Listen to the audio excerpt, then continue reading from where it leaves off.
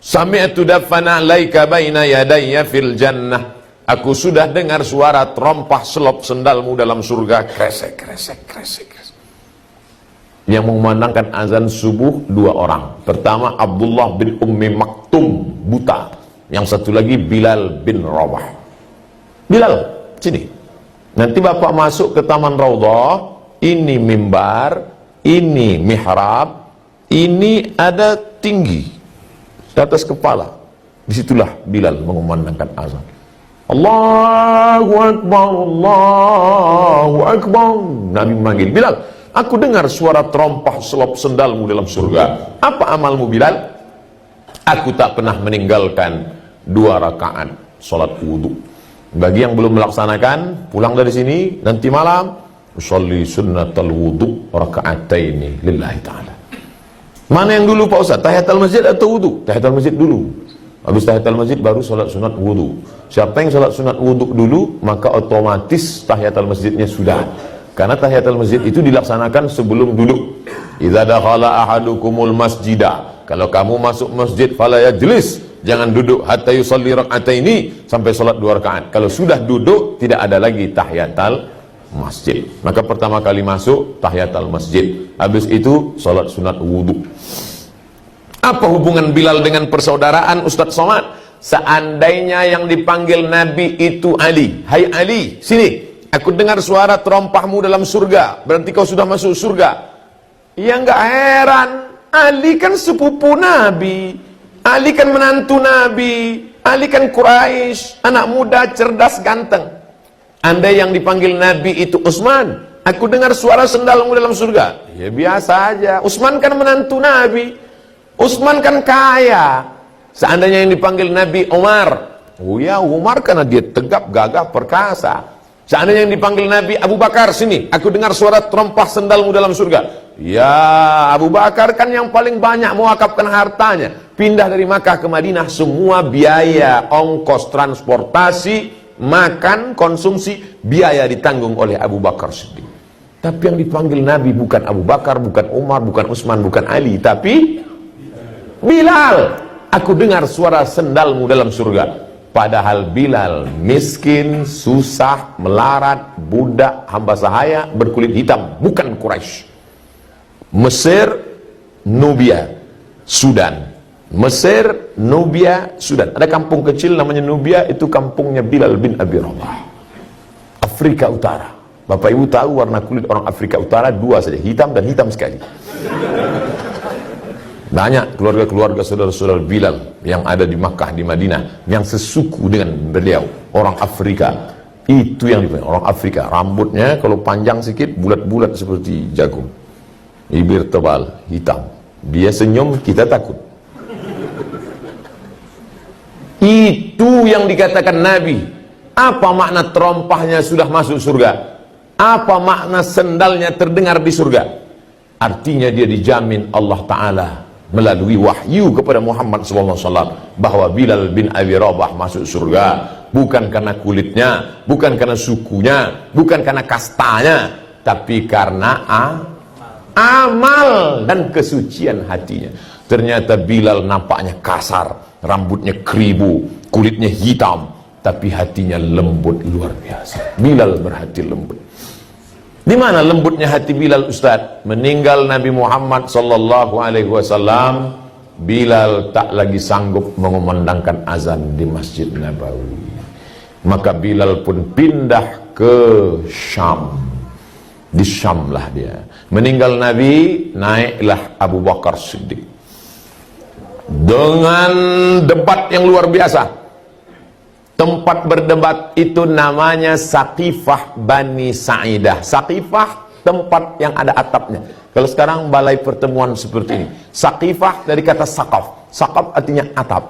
Menghadap ke arah kiblat, Masjid Nabawi, kiblat, sebelah kanan ada gedung Museum Asmaul Husna, sebelah Museum Asmaul Husna ada Saqifah Bani Sa'idah. Bapak-bapak sudah ke sana?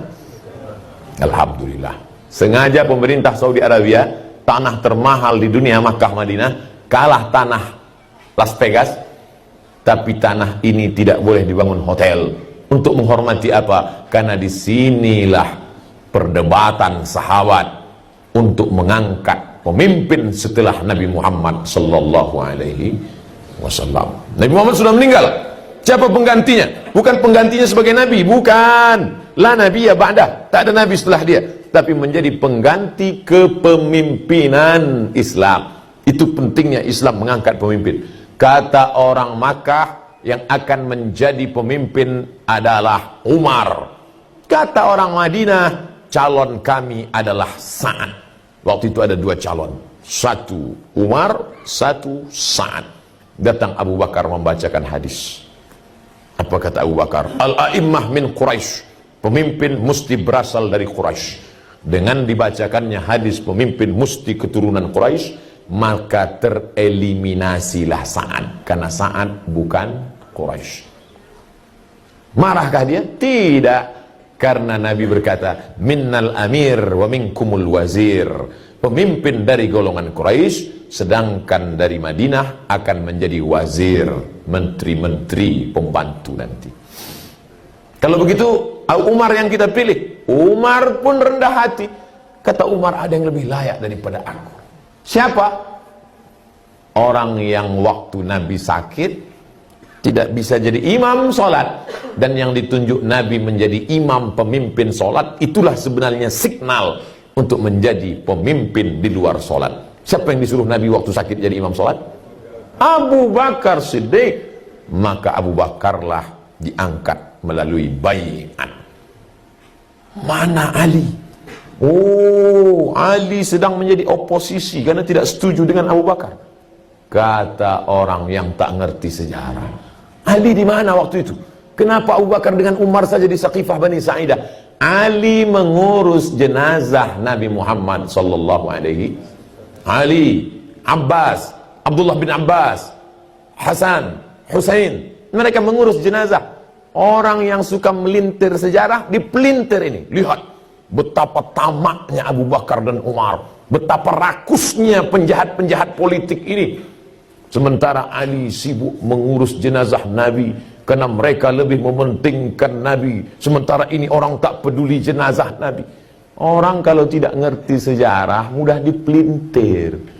Abu Bakar dengan Umar mementingkan Islam karena kalau satu malam tanpa pemimpin hancur dunia.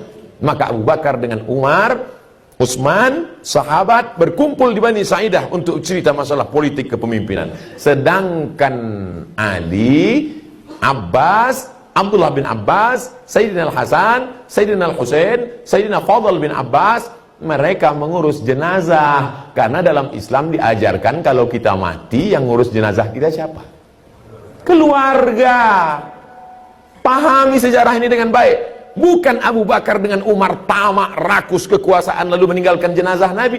Mereka sudah bagi-bagi tugas untuk mengurus jenazah Nabi. Sayyidina Ali, Sayyidina Abbas, Sayyidina Abdullah bin Abbas, Sayyidina Fadl bin Abbas, Sayyidina Hasan, Sayyidina Husain, untuk mengurus masalah politik.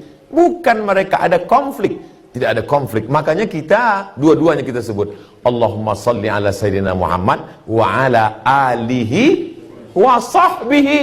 Kita cinta keluarganya, kita juga cinta kepada sahabatnya.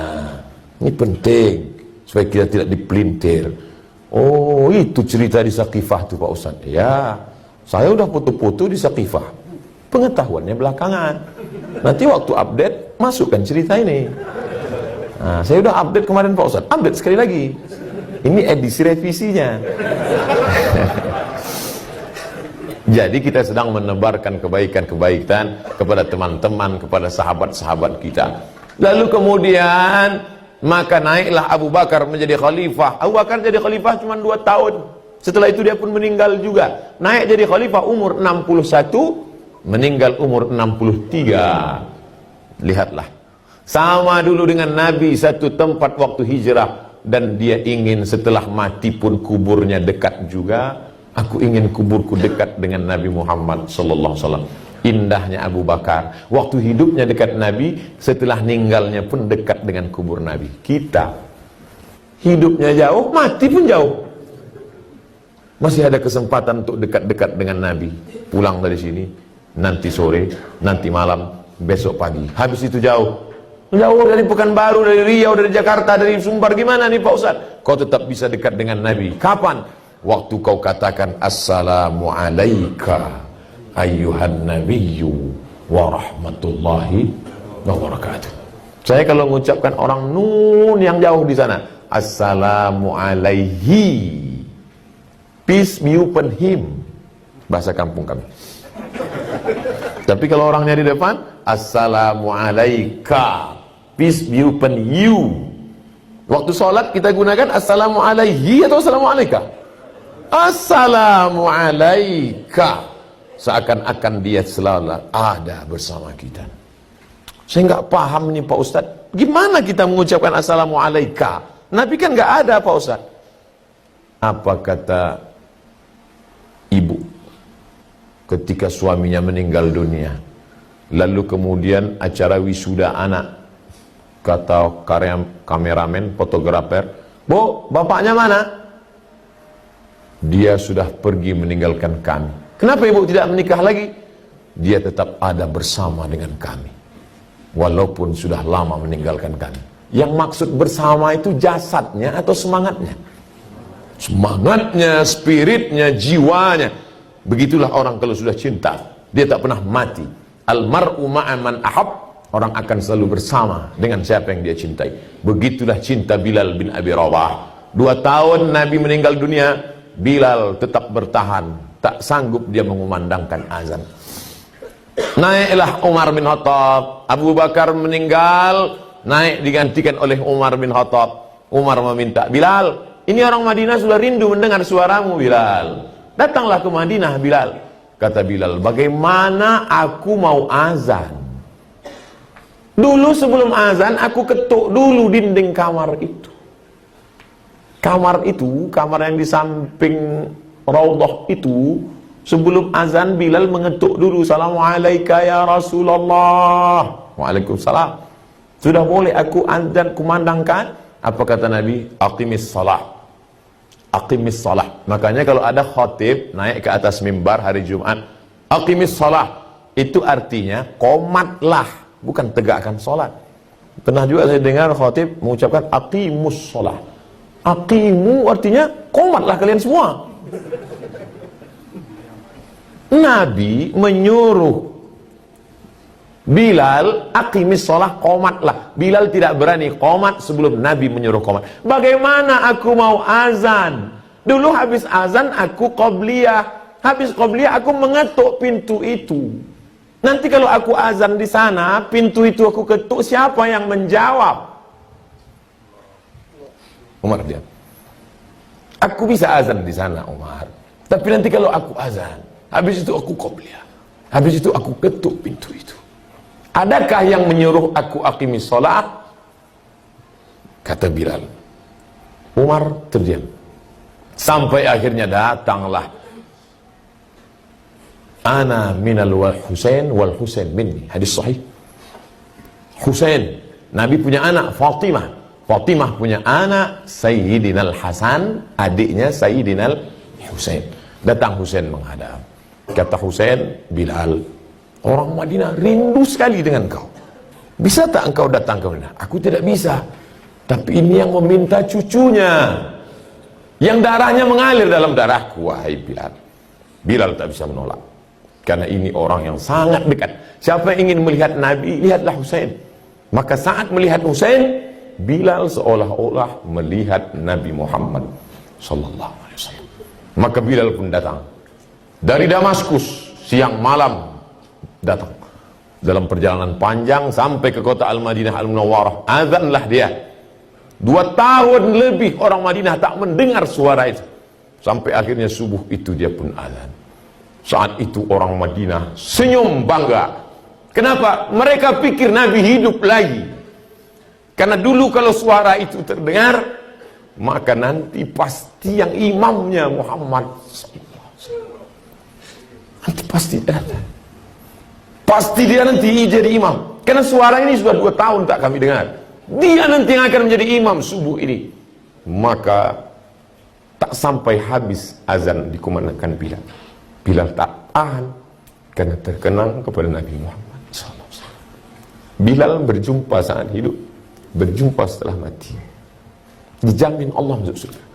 Kita mudah-mudahan dengan kedekatan kita dengan ibadah kita di sini, berjumpa pula kita dengan Bilal bin Abi Rabah. Dekat pula kita dengan Sayyidina Muhammad sallallahu alaihi wasallam. Allahumma jama'na ma'al Habibil Mustafa.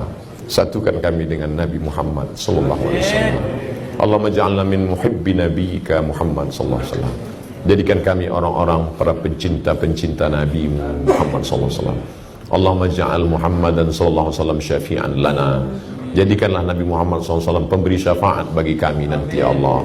Allahumma ja'alna minal mutahabbina bijalalik. Jadikan kami orang-orang yang berkasih sayang karena Engkau ya Allah. Tahta zilli arsyika yawma la zilla illa zilluk. Dapat kami bernaung di bawah singgasana arasy-Mu pada saat tak ada naungan kecuali naungan Engkau ya Allah. Allahumma aslih syababal muslimin. Perbaiki akhlak anak-anak kami supaya mereka dapat berbakti kepada kami dan agama ya Allah. Allahumma rzuqna ziyarata baitikal atiq. Berikan kami rezeki yang halal berkah supaya kami bisa berhaji dan umrah. Allahumma rzuqna ziyarata qabri nabiyyika Muhammad sallallahu alaihi wasallam.